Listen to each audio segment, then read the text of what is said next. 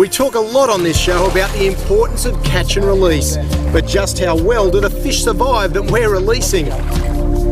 Well, now we know, because researchers have spent the last 7 years studying the survival rate of all sorts of species right across Australia.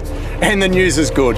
The study's called the National Strategy for the Survival of Released Line-Caught Fish. A big name, and it's been a big breakthrough.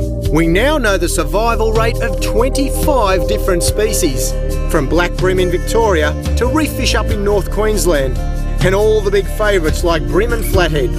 What they've found is that most species have a survival rate between 80 and 95% if they're released carefully. That's better than anyone expected.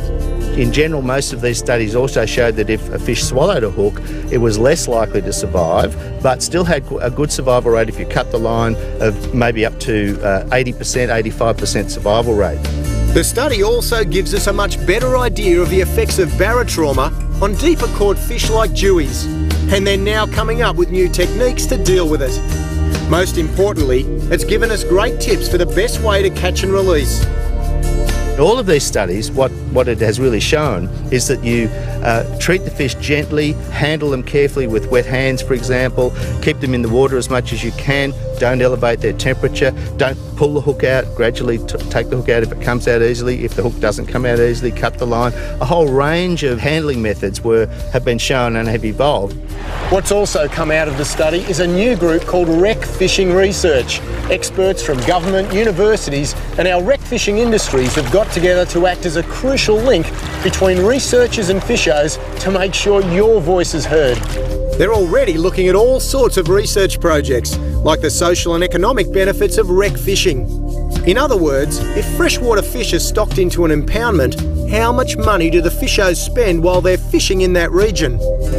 One of the projects, the idea is to gather a lot of the information together, in the case of, say, game fishing, for example, and put it into one big database, and then we'll get a really great history of that fishery, what species were being caught 20, 30, 40, 50 years ago, have there been changes to the sizes of the fish being caught. It'll be a real archive of really useful information, and that can be applied to not just game fish, but tailor fishing, for example, or bream fishing clubs in Victoria. A really useful project. They'll also continue research into the survival rates of other important species, like tuna and marlin. But in all cases, they want involvement, ideas and feedback from you, the fishers. Their job is to make it all happen by pushing for funding, getting projects up and running, and making sure we all find out the results.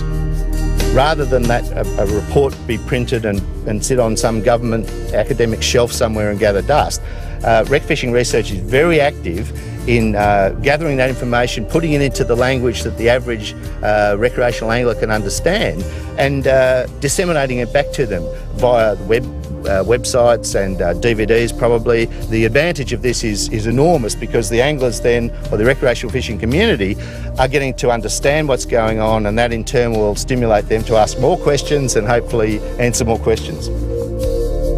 Wreck fishing research is partly funded by the Fisheries Research and Development Corporation. To find out more, hit the FERDIC website or contact them at wreckfishingresearch.org.